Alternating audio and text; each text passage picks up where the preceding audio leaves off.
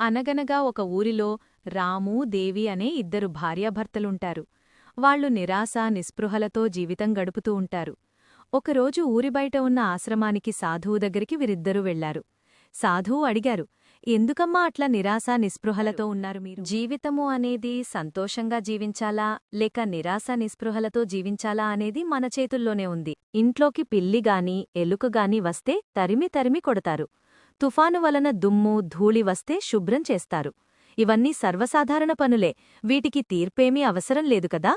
మరి ఒక్కొక్కసారి మనస్సు అనే మందిరంలోకి అహంకారమనే పిల్లి, గర్వం అనే ఎలుక రావచ్చు. ఇతరుల మాటల ద్వారా నిరాశ అనే దుమ్ము, నిరుత్సాహం అనే ధూళి వస్తే ఊరకనే ఎందుకు కూర్చుంటారు? ఏకాంతంలోకి వెళ్లి మిమ్మల్ని మీరు పరిశీలించుకుని ఆత్మవిశ్వాసం అనే దివ్యాస్త్రంతో వీటినిట్ని తరిమివెయ్యండి. మంచి ఆలోచనలతో శుభ్రం చెయ్యండి. ఆ తర్వాత పరమాత్ముని స్మృతి అనే అగరుబత్తి వెలిగిస్తే మనస్సు మనోరంజనమవుతుంది అని గురువుగారు చెప్పారు. అప్పుడు వారి మనస్సును శివపరమాత్మపై కేంద్రీకరించి పరమాత్ముని స్మృతిలో వారి జీవితాన్ని ఆనందమయంగా తయారుచేసుకున్నారు.